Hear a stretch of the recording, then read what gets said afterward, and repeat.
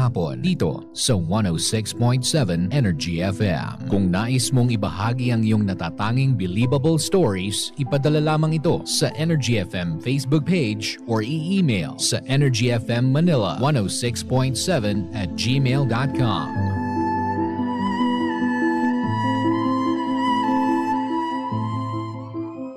Eto talaga si Sixto. Bida pa rin sa lambing. Galing! Dahil we beat the germs with Bioderm. At sa bida na alaga, new Bioderm Clean White with germ killing action na gentle sa skin. Panatag kami dahil we beat the germs. With Bioderm! Based on representative germs tested with regular use. Kaya mga nanay, samahan si Mami Marian Rivera. Make the switch and join the Bida sa Alaga movement ng Bioderm Clean White. Maglaro sa Bingo Plus app para tuloy-tuloy ang premyo at saya. At malay mo mapanalunan mo pa ang jackpot prize sa first online live stream bingo sa Pinas. Bingo Plus, bingo sa saya, plus sa panalo. Gambling is for 21 years old and above only. Gambling can be addictive. Learn when to stop. Wag mo sabihin radyo. Wag mo sabihin radyo. Sabihin mo. Sabihin mo. Energy. Energy. Baby Toby. Baby Toby. Good morning, Tonga. Good morning!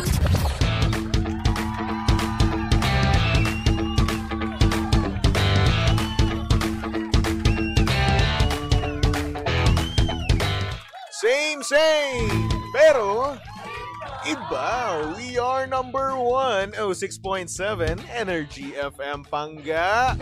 Huwag mo sabihing radyo, sabihin mo. Good morning, Luzon, Visayas at Mindanao, Metro and Mega Manila. Siyempre, good morning din sa napakaganda, napaka-sexy DJ Lindsay, good morning! Hi! Sa magandang morning, Baby Toby. Uy, kamusta naman? Ito ang iyong naman, umagang sing pagod. Kada umaga, pagod na pagod tayo no? Yes. Kamusta buhay, mami? Ay, ganun pa Ayun. din. Masaya. Siyempre, araw-araw tayo masaya. Dapat nga naman talaga. Kamusta naman ang umaga mo so far? Ay, ganun pa rin, same. Pero Pero iba. Uy, weekends naman. Ano mang balak mo sa weekends? Weekends! Ang alam ko, magpapahinga lang ako ngayong weekends at maglilinis ng Ang bahay. alam mo. Ang alam ko. Hindi, tama. Yun. Yun. Yun lang naman ang plano ko. Maglinis. At sa bagay. magpahinga. Mm. Oo.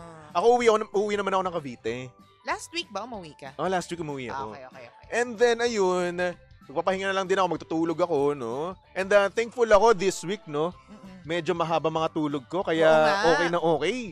So kaya yun, bukas, hoping ako na makatulog ako ng 13 hours, no? O mas mataas sa 6 hours. Sana Ayun. all. Sabi ni Kuya, sana all may 13 hours na tulog. Okay, kasi karamihan sa ating mga matatanda na no, ay hindi na nakakompleto ng 8 hours. Oo, yung iba parang manok na kung matulog. Oo, Ang di ba? bilis magising. Minsan iidip na lang tayo, tapos wala na. Hindi na tayo makatulog ulit. Oo, totoo. Kaya nga alam mo, minsan na kapag naririnig ko yung sleeping like a baby, di ba pag ang mga bata natutulog, galaw sila ng galaw, Oo. tapos mabilis sila magising, baka sleeping like my husband. Wow.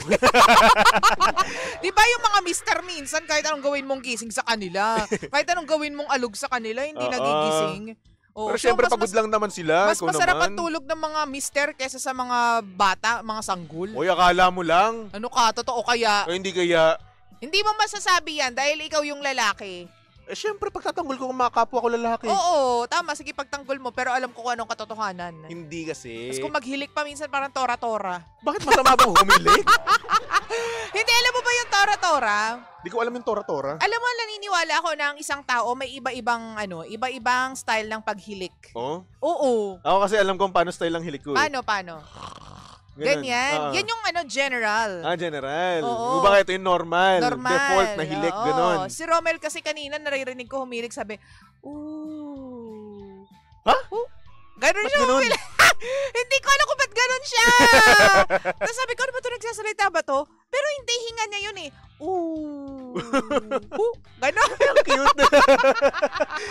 Ngayon ko lang narinig yung ganyang klaseng hilik. Totoo. Kasi iba-iba talaga yung hilik ni Romel eh. Oo, kasi- Sobrang nung isang linggo, Vinidyo ko siya kasi nga grabe ang lakas ng hilik nitong tao na to. Grabe naman sa mga ano. Nung nagsisimula pa lang kami, nung bago pa lang kami, hindi naman siya ganyan maghilik. Kasi kaming mga lalaki napapagod kami. Oy, pero scientifically and medically speaking, kapag naghihilig ka, hindi rin hindi rin okay. Actually, oo. Hindi Ibig rin okay sabihin yung may ganun. something, may underlying. Sa breathing mo. Oo.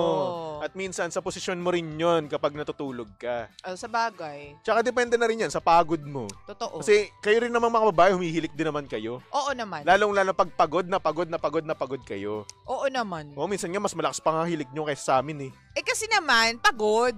Yun na nga yun, pagod din kami. Kaya kami humihilik. Ito, I can only speak on behalf of my Rommel.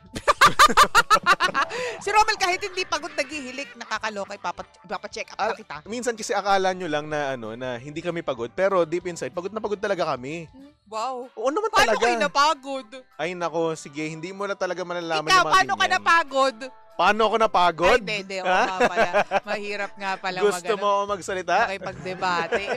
Ibang klase yung pagod mo eh. Actually, naniniwala din ako, Baby Toby, na ang mga tao, iba-iba yung klase ng pagod talaga. Kahit pa sabihin mo, halimbawa, akala natin yung mga artista, madali lang yung trabaho, arte ka lang, ganda-ganda ka lang. Pero, ano ba kayo? Yung pag-shoot niyan. Actually, yung early call time. Oo, yun yung mahirap doon. Kasi isipin mo, early call time ka na, tapos matapos ka pa ng sobrang late. Sobrang late. Tapos, diba? wala halos tulog. Kasi yung iba sa mga tent nila natutulog. Yes. Minsan, at saka ito rin, Baby Toby, napansin ko, hanga din ako sa mga tao na kayang matulog sa, alam mo yun, parang make bed lang siya, pero hindi siya totoong bed.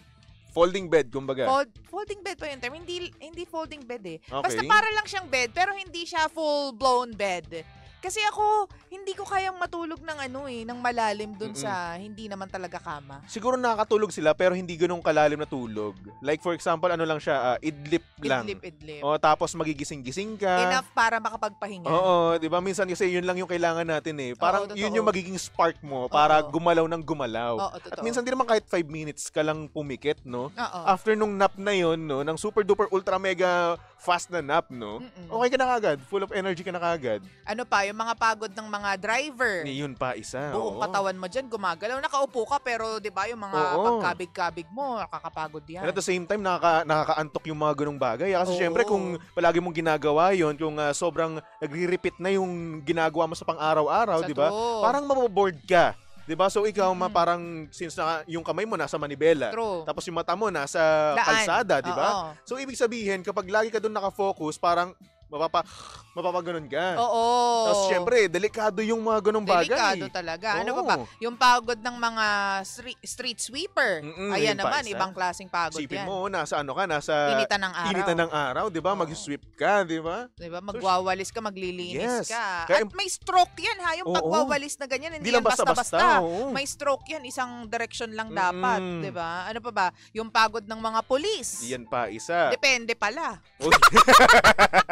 Oo, kasi may mga polis na hindi naman namin nilalahat, no? May iba lang din talaga na, alam nyo na, medyo walang ginagawa rin naman talaga. Depende kasi yan sa kanilang posisyon at saka sa kanilang poste. Yes. Yan. At syempre, huwag din natin kakalimutan na yung mga traffic natin dyan, yung mga nagta-traffic sa atin. Enforcers. Yan. So, syempre, iba rin naman talaga yung klase ng nila, hirap din nila. Under the sun, by the way. Yung pagod ng mga nasa opisina. Oo, pagod ng mga opisina naman, mentally naman yan. Oo. Kasi isipin mo, no? Ikaw, iisipin mo mga bagay-bagay kung paano ko pa ito susolusyonan. At saka yung mga, alimbawa, yung mga nasa opisina, Baby Toby, na nag-e-encode. Ayun. Uy, maano yun mahirap yun Titingnan mo yung bawat isang papel, ilang papel yan nandyan sa table mo. Ang dami rin nun. Diba? I-encode mo yan lahat sa system. Diba? Kahit sabihin na natin, copy-paste lang yan. Oo. Ay, naku, hindi. Maduduling ka pa rin dyan. Promise. Nakakapagod. Alam mo, akala lang natin talaga hindi nakakapagod. Pero kapag nandun ka na, iba na. May experience mo talaga. Tama. Diba? Kaya ako medyo off sa akin kapag sinasabi na, mas pagod ako sa'yo. Yung kapag sinasabi yun sa'yo, kasi iba-iba naman tayo ng pagod eh. Iba yung intensity ng pagod. Siguro, yes, pagod ka. Pero at the same time, pagod din naman to. At minamaliit mo yung mga ginagawa niya, where in fact, kapag ikaw naman gumawa ng ginagawa niya, mapapagod ka rin ng sobra-sobra. Totoo. Diba? Kaya para sa akin, ang off kapag sinasabihan mo yung isang tao na, mas pagod ako sa'yo. Ano to? Papaguran ba to? Ano to? Competition? Hindi naman ganun. Ayaw magpatalo. Pagod tayo lahat-lahat. Okay? Sa true. Diba? Diba? Magkaiba lang talaga tayo ng ginagawa pero at the same time, pagod na pagod din. Mind, body, and soul. Kapag senador ka, nakakapagod din yan Tulad no isang araw, 4 hours silang nag-discuss. Yun. Diba? O hello sa mga nakatutok sa impeachment. May impeach ba o hindi? Ganyan. Hanggang doon lang. Ayun na sabihin na. Kasi meron na nabalitaan. Iba-iba nga kasi yung pagod talaga. Tama. Ito pa yung mga mga panggana naman natin dyan na puro meeting sa isang buong araw. Diyos ko, ako, alam mo, meron ako dating boss, no? Na pagkapasok ko, nakikipag-meeting na siya. Oo. Pagkatapos ng araw ko, nakikipag-meeting pa rin siya. Grabe naman. Grabe yung meeting. Ano yan? Mental na drain na yan. Mentally drained Talagang na yan. napapasabi nila ako sa kanya na Sir, okay ka pa ba? Oo, diba? Kasi nakaka-drain naman talaga mga meeting eh. Oo. Sabihin na natin kahit nag-usap-usap lang naman yun. True. Sobrang nakaka-drain ang pakikipag-usap sa mga kliyente, sa mga boss mo, di ba? Ito pa pala may naalala ko. O bilang housewife. Yung pa isa. Isang housewife. mommy. Yes. Iba rin ang pagod niyan. Akala ninyo, petics lang yung mga nanay sa bahay Ay nako, hindi. Hindi, ang daming pagod niyan. Kasi una sa lahat, sila yung unang gigising eh. True. Para mag-prepare para sa mga pangga natin dyang estudyante. Oo. Sa mga mister nila, di ba? Nakakayod. Like for example, kung aalis yung mister nila ng alas 6, True. gigising na sila alas 4 pa lang. Grabe naman. Magsasaing, Grabe naman, wait lang, magsasaing, tapos magluluto ng agahan, tapos maglilinis na rin yan. Ganun yung ginagawa nila. Iba-iba. Iba-iba talaga. Ano pa ba? Pero syempre, mag-aagahan pa rin naman sila muna, di ba? Bago sila kumilos. Ang mga nanay, gumigising na maaga. It's either meron silang kailangan maagang ma-accomplish or gusto lang nila ng moment for themselves. Yan. Alam mo yun, yung parang me time. Kahit 5 minuto, kahit 10 minuto, kahit 30 minutes lang yan. Yes. Yung mag-isa ka lang, muni-muni, kape-kape, ganyan. Kasi isipin mo, isang buong araw, magtatrabaho ka ng gawaing bahay, di ba? True. Tapos syempre, ikaw lang naman mag-isa na nandoon. Sabihin True. natin yung mga anak mo nasa eskwelahan, mister mo nasa trabaho. True. Tapos ikaw, ano gagawin mo? Maglalaba ka, maghuhugas ka ng pinggan, magluluto ka. Iisipin mo kung ano yung magiging menu nyo for the rest of the Yun ang week, di ba? mahirap, Yun yung Toby. mahirap, di ba? Yung mag-isip ka ng kung anong lulutuin. Oo. Na-experience ko na kasi yan. Actually, experience ko siya ngayon. Di ba? Since may bahay ka na, Oo. nanay ka na, di ba? Nakakaloka, hindi mo na alam ano ba, sasabawan ko ba tong manok? Sabaw na naman, kahapon Oo. nagsabaw na kami. Ano ba, piprituhin ko ba? O hindi masyadong healthy. O ano ba, i-grill ko ba? Wala kaming griller. Wow, yaman grill! Diba? I-air fry ko hirap. ba? Hindi ko Oo. alam. Ano ba? So, syempre, nakaka-drain din naman talaga yan, di ba? Kaya ang swerte mo din kapag yung napangasawa mo o yung kasama mo sa bahay, hindi namimili ng ulam. Ikaw Hindi ba? pihikan? Ay, hindi, ikaw ba mapili ka sa ulam? Hindi naman masyado. Pero kung tatanungin, kung papipiliin ako, kung gulay o meat na lang ako. Lalaki. Ganun. Yun yung para sa akin, ha. Karamihan ng lalaki ganyan. Pero ako naman, kilala na naman ako ng nanay ko, no? At kilala na kami ng nanay ko. Alam niya na mismo kung ano yung lulutuin niya. Sisig o crispy pata? Pwede both. Lalaki eh. Crispy pata kasi, di ba? Isipin mo, kukunin mo yung balat niya. Tapos napakalutong. Oo. Yun yung Isasaw-saw mo sa masarap na di ba? Sausawan, di ba? Oo. Toyo, suka, tapos with matching, bawang, bawang, sibuyas. Ang Konting sarap. asin. Parang natatakam ako ngayon, Bigyan mo ha? ng umami. Teka lang. So, crispy pata, sisig. Crispy pata ka. Sisig, parehas. Parehas gusto ko, sisig tsaka Alam mo crispy yung pata. dupang? Bakit ba? Ako, tinanong mo ako eh. Ay, eto na Sumagot lang. naman Ano ako. ba yung kamukha ng sisig? Ano? Ano ba yung kahawig ng sisig pero may mayonnaise? Ha? May cream. Makakainis to.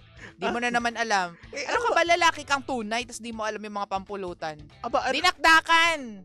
dinakdakan. Yung masarap din. Sisig o dinakdakan? Malay ko ba naman kasi kung ano yung sinasabi Ano mo? nga? Pumili ka. Kasi, depende kung dinakdakan ng nanay ko Ito o naman. ibang dinakdakan. Dinakdakan ng nanay mo. Dinakdakan ng nanay ko. O sisig din ng nanay mo. Sisig ng nanay ko. Kasi para sa akin talaga. Ang hirap naman magbigay ng choices. Kasi sa akin kasi, perfect yung luto ng nanay ko. Oo nga, pero you have to choose only one. Di yung, kung ano yung luto ng nanay ko, yun. Siyempre, di ba, ikaw ba, kung yung anak mo, pipiliin ibang luto kaysa sa luto mo, ano ma-feel mo? Una sa lahat, Toby, pinapapili kita, parehong luto ng nanay mo, magkaibang ulam lang. Parehas ba ng luto? Yung dinakdakan ng nanay ko. Ano pa ba? Dinakdakan o dinuguan? Ay, hindi ako makain ng dinuguan. Edi dinakdakan ka pa din. Dinakdakan. Ikaw naman. Ganon yung pagsagot, Toby. Nakakaloka naman to. Ito naman kasi napakadali naman kasi hindi naman ako kumakain ng dinuguan. Dinakdakan o kare-kare? Nako, ang hirap. Kasi, Ay, pwede explain pa. Kailangan nga pumili. Hirap talaga kausap nito. kasi parehas masarap O ano, pumili ka nga dun sa dalawa. Hindi ako makapili O di wag na. Tama Beef na. Wellington, pwede ba? Tigil na natin to. Kasi, Tigil na natin to. ayun na nga, mahirap nga naman talaga rin yung ginagawa ng mga magulang na kung saan iisipin yung mga lulutuin, no, for the Hirap rest yan. of the week, no? Yes, totoo yan. Ibang klaseng ano yan, pag didesisyon. Kasi una sa lahat, consider mo rin kung gusto ba to ng anak mo, di ba? Kasi minsan kasi yung mga anak natin, yung anak nyo pala, no, ayaw ng mga gantong ulam. Ay, teka lang, bakit yung anak yung masusunod kung anong ulam? Ayun Dapat kung nga. anong iserve mo dun sa table. Ayun nga, minsan kasi iniisip ng mga ibang magulang, no, na, hindi naman to kumakain ng ganito. So ngayon, sige, ito na lang piliin natin, ito na lang lutuin natin, kaysa naman sa hindi kumain. Maghanap pa ng iba. Kasi una sa lahat, no, Ang hirap pag ganyan yung anak mo. oo, mahirap talaga yung ganun kasi ikaw nagluto ka, nag-effort ka magbumili ng ingredients, 'di ba? Nagpakapagod ka magluto at minsan tumatalsik pa. Tapos maririnig mo lang sa anak mo na wala na tayong ibang ulam. Grabe. 'Di ba? Ang sakit nung ganun. Oo. No? So ngayon, kung papapiliin siya, Kung no? ikaw yung iba, magulang, anong gagawin mo sa anak mo tas ganun yung sinabi sa'yo? ipingutin ko yun. Hindi kasi lumaki kami sa bahay na kung anong ihain ng nanay at tatay, wag maghanap ng iba. Oo, tama. Yun ang kainin. Mm-mm. Yun. Ganun yung practice namin at ganun ang training sa Yun amin. naman talaga kasi dapat. Oo. Dapat din tayo namimili sa mga pagkain. Kaya ngayon, kahit gulay, kahit karne, isda yan, Mm-mm. kahit ano, basta kakainin kasi pinaghirapan ng nanay at tatay. Tama. Ganyan. Okay, nakain ko naman lahat din talaga. Mm-mm. Pero kung papipiliin ako, kung merong meat nga o vegetables, no? Mm-mm. Doon tayo sa meat. Doon ka sa meat. Oo. Oo, ako mix. Siguro Mix. konting meat. Meat. Meat. Anong meat? Meat. Meat at saka more gulay, more fun. Yeah, okay. Yun Kailangan sa'yo. kasi yan ang Gulay. katawan ko lately.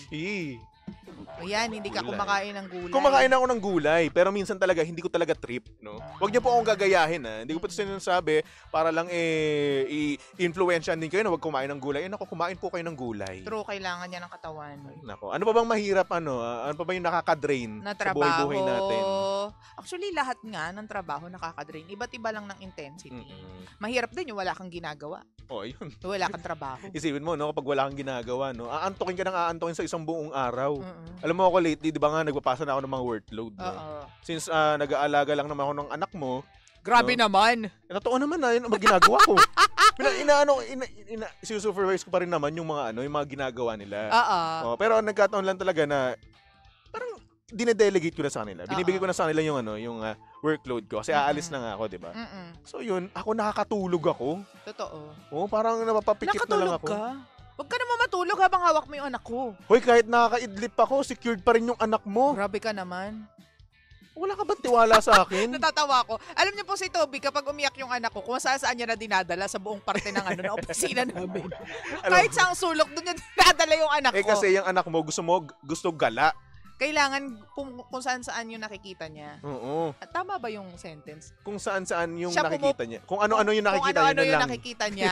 Kung saan siya pumupunta. Tsaka pumupunta rin naman ako sa kapag kasi gusto ko siyang patulugin, pumupunta ako dun sa lugar na natahimik, 'di ba? True. So syempre kapag naman kasi maingay, no. So paano na nga naman talaga siya makakatulog? May bago nga siyang ngayon bisyo ngayon Ano? Hindi siya nakakatulog sa flat surface. Ay, we. Sa lang, sa lap ko lang, sa kandungan ko lang. Kapag binaba ko siya, nagigising siya. Oo. Pwede pahirapan na naman magpatulog. Oh, 'di ba? Oo. Nasanay At kasi ay, alam mo ba, happy birthday nga pala kay Ali. Uy, happy birthday. Baby Ali. Baby Ali. Galing kami sa birthday yan kahapon, Baby Toby. Birthday yan. Oo, alam mo ba, na-appreciate ko talaga na ang daming nakikitang tao ng anak ko lately. Mm-mm. Simula naman kasi nung nagpumasok ako, ang dami na niya nakikitang tao, di ba? Oo naman. Diyos ko. Alam mo kahapon, pabibo si Bakit? Laura. Tawa ng tawa. Oo, tas irit Oo. siya ng irit, ganyan. Mm-mm. Tas ngiti siya ng ngiti sa mga tao. Naisip Oo. ko na lang, in fairness din naman talaga, kasi araw-araw siyang may mga ibang nakikita, di ba? Oo. Hindi siya yung tipong nasa bahay lang kami ng buong araw eh. Mm-mm. So na-appreciate ko talaga yung part na yun. Pabibo siya kahapon, kung pwede lang bigyan siya ng tawag mo, red envelope. Wow. Malamang ginawa yun. Pero Ampaw, ganun siya kabibo. Ang galing. So siguro natutuwa lang talaga anak mo na madaming tao. Nginingitian niya lahat ng nakikita niya. Yun yung maganda sa mga bata, no? Oo. Yung ngiti nila, no? Yung ngiti na talagang mawawala yung pagod mo. Yun yung nakakawala ng stress eh. Oo, wala lang. In fairness naman sa atin, maraming salamat sa mga, sabi nga nila, Baby Toby, it takes a village to raise a child. Yes. Thank you sa village ko, Energy FM. Oh, you're welcome. Ayun lang. Special mention kay Toby. Toby, Sisa, Tita Cora, ganyan. Si Toby na gwapo. Sabihin mo bilis. Toby na gwapo. Macho. Macho. Yan. Hinahabol. Kamukha ni Zac Efron. Hinahabol na. Kamukha ni Zac Efron. Hindi nga! Kamukha ni Alden Richards. Ba't mo pinipilit mo? Kalabisan na yan. Ito naman, inaalagaan ko naman anak mo. Pagbigyan mo na ako. Pero hindi kailangan magsinungaling. Wow. Salamat ha. Ano ba? Thank you. Si Hindi masakit yung mga pinagsasabi mo. Toby nahabulin. Tapos ano? Anyway, papaalam na nga ako. Kung ano na naman, sabi mo dito na naman. Ayoko nga ituloy. Oh, buti na lang. Ay nako, kung ano man ang pagod mo ngayong araw na to, huwag ka mag-alala, Pangga, hindi ka nag-iisa, maraming pagod. At let's just do our best and show up every day. Yan. At syempre, lagi nyo pong tatandaan kapag napapagod kayo, isipin nyo na lang kung para saan kayo nagsimula, di ba?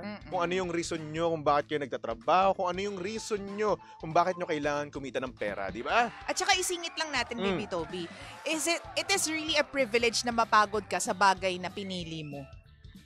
Siguro from time to time, kailangan mong indain din yung pagod mo. Oo, pero 'di ba, pribilehiyo 'yon at saka blessing 'yon. Yung iba wala silang choice, pagod sila dahil di nila gusto yung ginagawa nila, pero kailangan kaya pinagpapatuloy nila. Pero tayo, ikaw na nandiyan ngayon sa desk mo, ikaw na nandiyan ngayon sa trabaho mo na gustong-gusto pinangarap mo, pribilehiyo yung mapagod ka dahil passion mo yung ginagawa. Yan, no? Minsan nga yung iba yung napapagod sila na ako gusto ko talaga dati, no, maging chef, no?